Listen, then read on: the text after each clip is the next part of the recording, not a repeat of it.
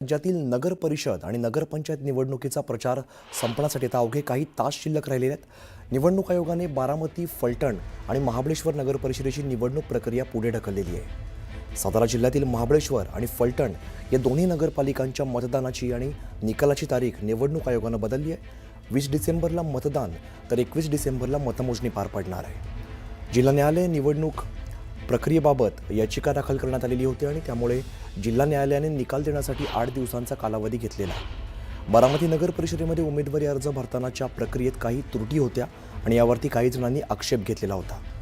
नगराध्यक्षपदाच्या उमेदवारावरील आरोपाबाबत सुद्धा न्यायालयीन निर्णय प्रलंबित असल्यामुळे निवडणूक आयोगाने वाद टाळण्यासाठी इथल्या निवडणूक प्रक्रिया पुढे ढकलण्याचा निर्णय घेतल्याचं सांगितलं जात आहे। आमचे प्रतिनिधी जितेंद्र जाधव आपल्याला या संदर्भातली अधिकची माहिती देतात।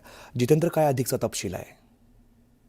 अमित, एकंदरीत आपण बघतोय की निवडणुकीचा प्रचार अंतिम टप्प्यात आला असताना आज निवडणुकीची सांगता सभा देखील उपमुख्यमंत्र्यांनी बारामतीत घेतली होती।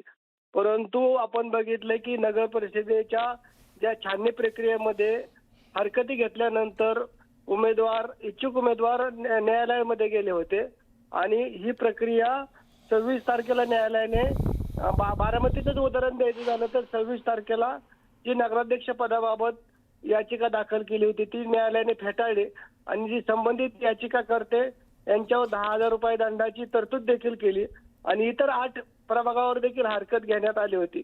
आणि हरकत घेण्यात आल्यानंतर न्यायालयाने आदेश दिल्यानंतर 3 दिवसानंतर फॉर्म अर्ज माघार घ्यायची त्यांना मुदत होती।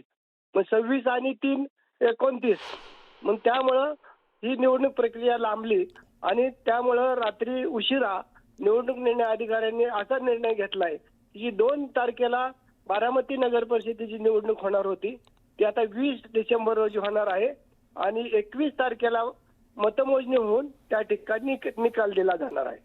निश्चित जितेंद्र, धन्यवाद या सगळ्या माहितीसाठी।